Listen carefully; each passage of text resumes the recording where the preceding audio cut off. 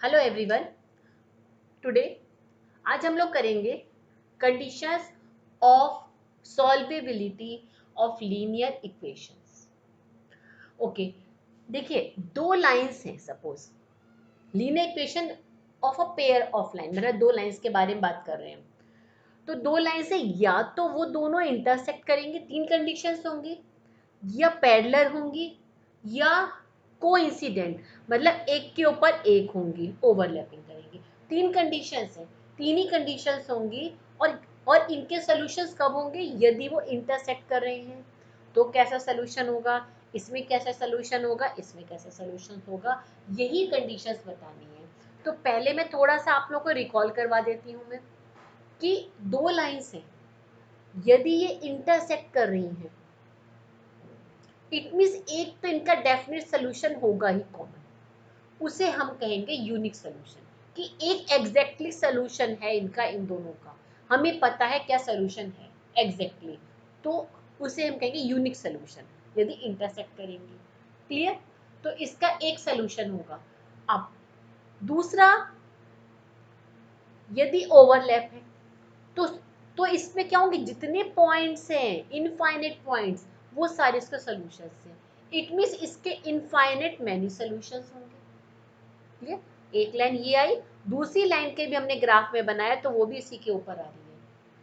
तो it means क्या है, इसके अब इनफाइनाइट मैनी सॉल्यूशंस होंगे।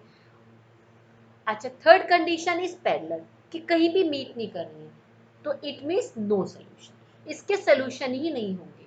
तो यहाँ यूनिक हो गया, यहाँ पे मैनी सॉल्यूशंस और यहाँ पे नो सॉल्यूशन। एक तो ये कंडीशन हो गई इसके सॉल्यूशंस के बारे में। अब हम इसके सिस्टम के बारे में बात करें कि मतलब किस टाइप का सिस्टम है ये, कि दोनों लाइन है यदि इंटरसेक्ट कर रही है तो कैसा सिस्टम कहलाएगा? वो सिस्टम कहलाएगा आपका कंसिस्टेंट।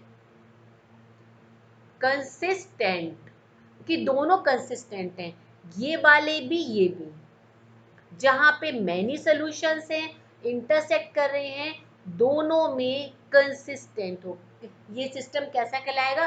कंसिस्टेंट। क्लियर? उसके बाद में यदि दोनों पैरेलल हैं तो यहाँ आ जाएगा इनकंसिस्टेंट, मतलब एक दूसरे से कंसर्न ही नहीं है इनका। यहाँ पे कंसर्न है, यहाँ पे कंसर्न है, यहाँ पे कोई कंसर्न नहीं, दोनों अलग अलग है, कहीं मिलेंगी नहीं। देखिए नेमिंग से ही है और इससे भी पता चल रहा है। तो इसमें सिस्टम कैसा है, यहाँ पर दोनों में कंसिस्टेंट है, मतलब कि दोनों लाइन मीट करेंगी, यहाँ पर एक पॉइंट पे मीट कर रही हैं और यहाँ पर मेनी पॉइंट्स पे मीट कर रही है, इनफाइनाइट पॉइंट्स पे मीट कर रही है, या एक बट मीट तो कर रही है यहाँ पर या एक पर। तो ये कैसा होगा सिस्टम? ये कंसिस्टेंट सिस्टम है। यहाँ पर मीट ही नहीं कर रही है तो सिस्टम क्या है, एक इधर मीट ही नहीं कर रही, यहाँ पर इनकंसिस्टेंट। कोई यहाँ पर कंसिस्टेंट आपस में दोनों का कोई कंसर्न नहीं है। क्लियर? और यहाँ पे कैसा सोल्यूशन होगा? एक सोल्यूशन होगा, यू। यहाँ मैनी सोल्यूशन, यहाँ पे नो सोल्यूशन। क्लियर? अब इससे आपको ये भी क्लियर हो गया कि यदि टू लाइंस हैं तो हम यदि ग्राफ पे बनाएंगे और वो दोनों लाइन मिल रही हैं तो इट मीन्स क्या होगा, यहाँ सपोज ग्राफ है तो एक लाइन को यहाँ से जाएगी, वो लाइन कहीं ना कहीं पे इस पॉइंट पे मिलेगी, कहीं ना कहीं पे मिलेगी दूसरी लाइन। तो ग्राफ पर दोनों लाइन इंटरसेक्ट करती हुई दिखाई। यदि हम बात करेंगे ग्राफिकली इसका रिप्रेजेंटेशन, मतलब वो मीट कर रही हैं, एक ऐसे सी के ऊपर जाए, दूसरी पैरेलल हो रही है।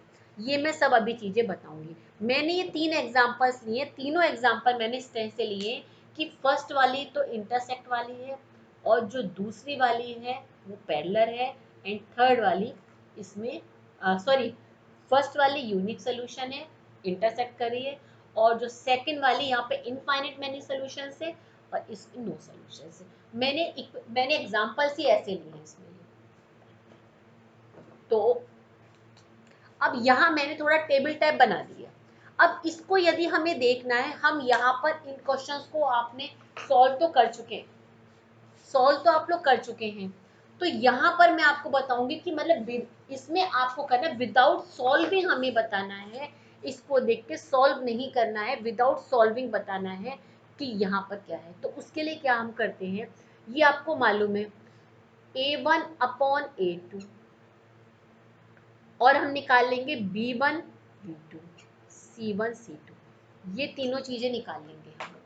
इनके रेशियो निकाल लेंगे, means coefficient of x, coefficient of y और एंड कांस्टेंट टर्म, इनके दोनों के हम पहले रेशियो निकालेंगे। रेशियो निकालने में यदि इंटरसेक्ट है तो A1 is not equals to B1, ये कंडीशन आती है किसकी, यूनिक सोल्यूशन की, यदि वो दोनों लाइन इंटरसेक्ट कर रही है। दोनों लाइन यदि कोइंसिडेंट है तो उसमें आता है A1 upon A2 equals to B1 upon B2 equals to C1 upon C2, means coefficient of x का ratio equals to coefficient and y का ratio and ratio of constant term, इनका तीनों का रेशियो सेम आता है तो it means वो consistent है और वहां पे इनफाइनाइट सॉल्यूशंस आएंगे, ये ओवरलैपिंग हो जाएगी। फिर थर्ड कंडीशन यदि इफ पैरेलल है तो इसमें कंडीशन होती है A1 equals to B1 upon B2, means coefficient of x और कोफिशिएंट ऑफ y का रेशियो तो इक्वल होगा, is not equals to C1 upon C2, C1 and C2 मिस कांस्टेंट टर्म के रेशियो के इक्वल्स टू नहीं है, इट मीन्स वो पैरेलल लाइन है। तो यहाँ हमें बताना है विदाउट सॉल्विंग का तो अब तीनों मेथड इससे पहले वाले में कर चुके हैं, 3 मेथड्स मैंने बताए थे, तीनों मेथड्स आप लोग कर चुके हैं, बट यहाँ बताना है, एग्जाम में आता है विदाउट सोल्यूशन। तो अब हम देखिए पहले वाला, देखिए यहाँ पर सबसे पहले हम क्या करते हैं, देखिए इसको इस फॉर्म में लिखना होता है, तो कांस्टेंट टर्म इधर लिख रखी है तो इसको हमें plus 3y minus 7 equals to 0, 6x plus 5y minus 11 equals to 0, कभी तो ऐसे दिया होता है कभी इक्वल्स में होता है, तो ऑलवेज ध्यान रखिए इसको इसी फॉर्म में करना होता है इक्वेशन को, कि x y और कांस्टेंट टर्म तीनों एक ही साइड हो। उसके बाद देखिए अब A1 की वैल्यू क्या है 2, A2 6, B1 3, B2 5, C1 minus 7, ये माइनस 11। अब देखिए इसमें क्या कंडीशन आ रही है, इसको यदि मैं सॉल्व करती हूँ तो इसमें क्या आ रहा है 1 अपॉन 3, मिस यहाँ पर कंडीशन आ गई A1 upon A2 is not equals to B1 upon B2, C1 की रिक्वायरमेंट ही नहीं है, मैं सिर्फ इतना ही देखना है कि A1 upon A2 means x का रेशियो और y का दोनों का रेशियो इक्वल नहीं है। इट मीन्स ग्राफिकल रिप्रेजेंटेशन क्या होगा, जब हम बनाएंगे प्लॉटिंग करेंगे हम, मैं अभी प्लॉटिंग का भी हल्का सा दोबारा से रिवीजन करवा दूंगी कैसे प्लॉटिंग करके बनाते हैं, तो क्या होगा यहाँ पे क्रॉस करेंगे, ये ग्राफिकल रिप्रेजेंटेशन होगा और इसमें सॉल्यूशन क्या होगा इसका, यूनिक सॉल्यूशन।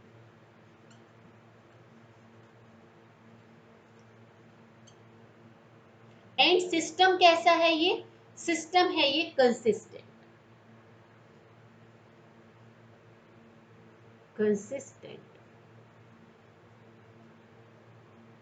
आप देखिए सेकंड वाले में देखिए -3 अपॉन 9/2 यहाँ आ गया, हम इसको रफ में सॉल्व कर करके लिख देते हैं, ऐसा करते हैं यहाँ पर, यहाँ हम ले लेते हैं 9/2, इसको जब मैं सॉल्व करूंगी ये ऊपर चला जाएगा,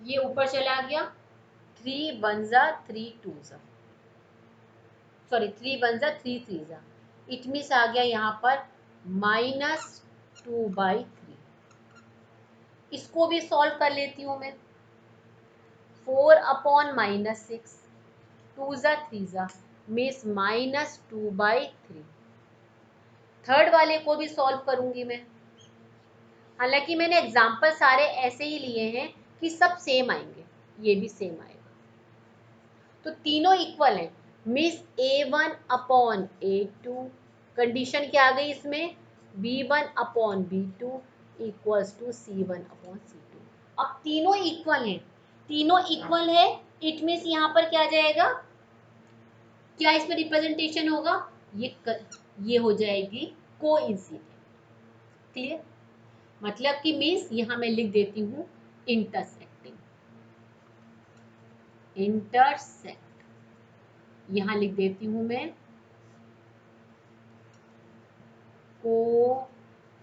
कोइंसिडेंट। क्लियर, यहां पर आ जाएंगे many solution, many solution, infinite many solution. क्या लिखेंगे, इनफाइनाइट मैनी सॉल्यूशन। यहां पे ठीक है कंसिस्टेंट है, ये सिस्टम आ गया। सिस्टम कैसा है कि दोनों आपस में कंसर्न है, कंसिस्टेंट है। उसके बाद थर्ड वाला, थर्ड में देखिए यहां पर मैं इसको सॉल्व करती हूँ 9/4, 3 1 जा और 4 को ऊपर ले लेती हूँ, 3 3 जा मीन्स -4/3,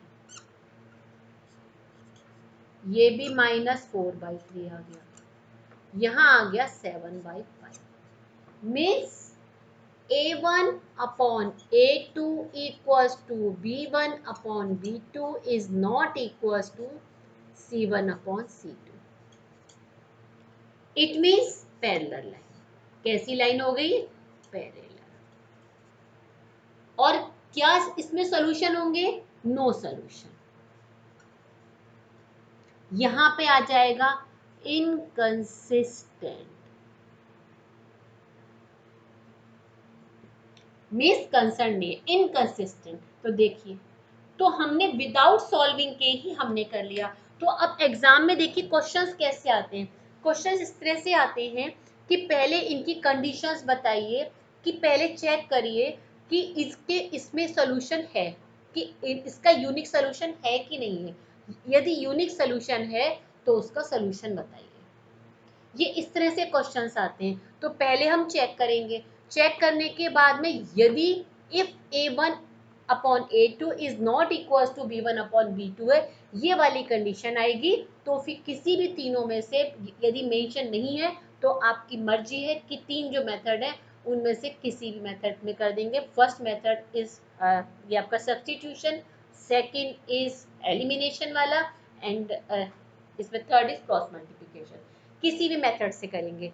तो एग्जाम में किस तरह से आता है कि या तो इसमें कंडीशंस बतानी होती है कि कंडीशन बताइए, या सेकंड आता है, सेकंडली इस तरह से आता है कि ये बताइए कि इसमें इफ एग्जाम्पल दे रखे होंगे कि इनमें से यदि ये यूनिक सोल्यूशन है, इफ, तो उसके सोल्यूशन बताइए।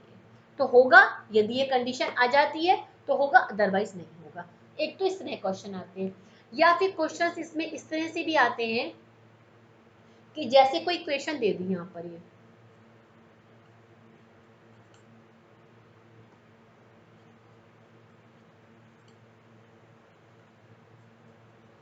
अब इन्होंने कहा कि ये जो है ये system has a unique solution, unique solution है, के की वैल्यू बताइए।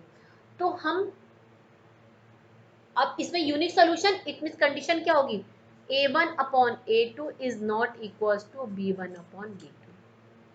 क्लियर, तो हम क्या करेंगे, यहाँ पर इसको निकाल लेंगे, यहाँ पर x/3 सॉरी 1/3 और यहाँ पर आ जाएगा -k/2 means -k equals to 2/3 is not equals to, means यहाँ पर हम ये लिखेंगे कि द गिवन सिस्टम और equation will have a unique solution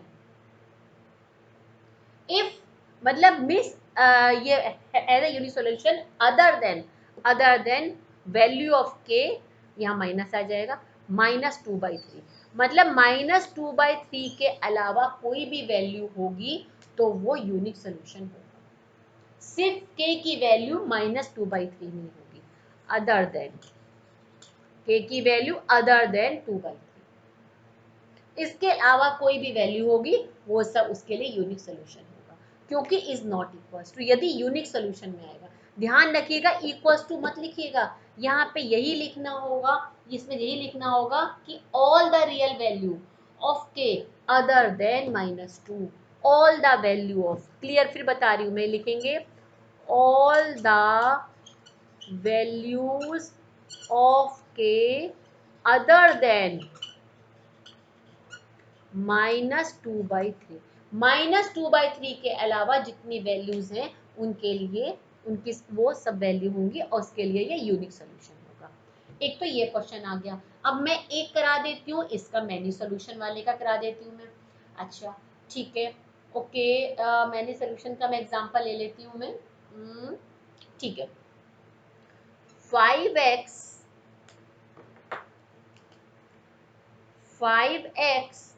plus 2y equals to k, 10x plus 4y equals to 3. The system has infinite many solutions. Then find the value of k. Many solution means ये condition आ गई, a1 upon a2 equals to b1 upon b2 equals to c1 upon c2. अब यहाँ रख लेंगे 5/10 equals to 2/4 equals to, इसको इधर लाएंगे ना, मैंने बताया इक्वल्स टू में है मीन्स -k/-3। मैंने यहाँ लिखा नहीं है बट इसको पहले लिखिएगा, मैंने 12 बताया, इस फॉर्म में लिखिएगा, ध्यान रखिएगा वरना क्वेश्चन रॉन्ग हो जाएगा। यहाँ 1/2 इक्वल्स टू 1/2 तो आना ही है, यहाँ पर k/3। तो किसी भी उससे इन दोनों से कर लीजिए, इनसे, क्योंकि दोनों तो इक्वल ही होंगे, ये इक्वल है, कंडीशन ठीक है इसमें। ये तो क्या आ जाएगा, k इक्वल्स टू 3/2। तो k की वैल्यू क्या आ गई इसमें, 3/2 आ गई k की वैल्यू। ठीक है, k की वैल्यू क्या आ गई इसमें आपकी 3/2। क्लियर? तो ये वैल्यूज हो गई। तो अब एक क्वेश्चन में कर लेती हूँ हैज नो सोल्यूशन वाला। नो सोल्यूशन में हो जाएगा 2x minus ky plus 3 equals to 0, 3x plus 2y minus 1 equals to 0। मिस नो सोल्यूशन ये वाला हो गया। 2/3 equals to 1/2 is not equals to 3/-10 के यहाँ पर। क्लियर? अब देखिए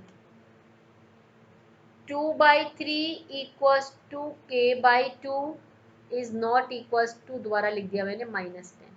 अब इन दोनों से निकाल लीजिए, k की वैल्यू क्या आ जाएगी यहाँ पर 4/3। k की वैल्यू 4/3 आई और k की वैल्यू क्या इज नॉट इक्वल्स टू 2 भर ले जाएंगे तो यहाँ पर हो जाएगा 5 मीन्स 3/-5। तो k की वैल्यू कौन सी होगी, 4/3। k की यहाँ वैल्यू क्या आ जाएगी, यहाँ पर इसमें आपके 4/3 k की वैल्यू आ जाएगी। क्लियर? ठीक है, ये वाली वैल्यू लेंगे, k की वैल्यू ये होगी कि इस वैल्यू के लिए, क्योंकि यहाँ हमें पुट करना यहाँ के ऊपर, इस वैल्यू के लिए यहाँ पर हो जाएगा 4/3। बट ये वाली इज नॉट इक्वल, ये वैल्यू नहीं होगी, इस वैल्यू के अलावा जो वैल्यू है वो आ गई इसमें। कौन सी वैल्यू हो गई, ये वाली वैल्यू। बट यूनिक सोल्यूशन है, बार बार मैं बोल रही हूँ, उस पर ध्यान रखिएगा। उसमें जो वैल्यू आती है उसमें ये लिखते हैं कि अदर देन करके, उसमें ऑलवेज इसी तरह से करके लिखते हैं। तो एक तो इस तरह से क्वेश्चंस आते हैं इसके। क्लियर? आई थिंक आपको क्लियर हो गए होंगे। अब मैं थोड़ा बताती हूँ ग्राफिकली का। मैं ग्राफिकली की बात बताई थी, इसकी रिप्रेजेंटेशन की, ये आप लोगों ने 9th क्लास में करे हुए हैं। तो हम क्या करते हैं कि जैसे ये करना है कि y को सब्जेक्ट बना लेंगे, आई थिंक आपको याद आ गया होगा। अब यहाँ इसकी वैल्यू पुट कर लेंगे, x की वैल्यू कोई हमने सपोज 0 पुट कर ली, तो यहाँ पर क्या वैल्यू आ गई इसकी, 7/3 आ गई। मतलब x की वैल्यू 0 और ये 7/3, एक ये कोऑर्डिनेट बन गया। दूसरा और बना लेते हैं, यहाँ लिख लेते हैं हम 1 वैल्यू पुट कर लेते हैं, तो 7 - 2/3, तो क्या वैल्यू आ गई, 1 रखने पर 5/3। तो ये वैल्यू आगे इसके अकॉर्डिंगली प्लॉटिंग कर लेते हैं। बट यहाँ ध्यान रखते हैं, मैंने फ्रैक्शन में लिखा है, कोशिश ऐसे करते हैं या वैल्यू ऐसी रखते हैं कि नीचे वाले से कटिंग हो जाए। तो चलिए वो भी देख लेती हूँ मैं। यहाँ पर यदि मैं 2 वैल्यू रख दूँ, चलिए मैं दोबारा उसी तरह का कर देती हूँ। यहाँ पर मैं x की वैल्यू में 2 रख रही हूँ, तो y की वैल्यू हो जाएगी 7 - 4/3। तो इट मीन्स 1 वैल्यू आ गई। देखिए ईजी रहा ना, इसको प्लॉटिंग करने में आसान हो जाएगा। अब मैं कोई और वैल्यू ले लेती हूँ। मैं यहाँ पे ले लेते हैं हम 6 लेंगे तो नहीं होगा, 3 2 जा 6, 4 2 जा 12, 12 और 5 10, हाँ ठीक है 5, इसकी वैल्यू ले लेती हूँ मैं 5, तो क्या आ गया यहाँ पर 7 माइनस 10/3 में -1 आ गया। तो जब इसकी वैल्यू 5 है तो इसकी वैल्यू 1 है। अब इन्हें प्लॉटिंग कर लेंगे, यहाँ पे नॉर्मल ऐसे बना के प्लॉटिंग करके लाइन बन जाएगी। तो इस तरह से लाइन बनाते हैं, ऐसी इसकी बन जाएगी ऐसी स्किल में। हालांकि मैं अलग से बताऊंगी, मैंने 9th क्लास में बताई हुई वीडियो में कि ग्राफिकली ये, बट आप लोगों को आता होगा, इसके अलग से भी बता दूंगी मैं। क्लियर तो हो गया होगा कि हम इसको y को सब्जेक्ट बनाएंगे, y को सब्जेक्ट बनाने के बाद में x की वैल्यू पुट करेंगे तो वो x का एक कोऑर्डिनेट हो गया, x की हो गई, y की वैल्यू 1 आ गई तो एक कोऑर्डिनेट ये हो गया, एक कोऑर्डिनेट ये हो गया। इसको हम लोग प्लॉटिंग करेंगे, इसमें जहां भी पॉइंट होगा वो तो करना आता ही होगा, लाइन बन जाएगी। इसी तरह इसकी लाइन बनेगी तो वो कहीं ना कहीं मीट करेंगे, तो वो जो होगा पॉइंट, वो क्योंकि सिर्फ ओनली ग्राफिकली भी आता है तो उस पॉइंट से वो सोल्यूशन निकालेंगे, बाकी कुछ नहीं करेंगे। और इसमें इस तरह से भी आता है कि जब हमने लाइन बनाई, लाइन के बाद में उससे फिर कवर्ड एरिया बताइए तो एरिया का निकालेंगे, वो मैं पूरा अलग ही बता दूंगी आपको मैं, बट ये आप समझ लो कैसे करते हैं।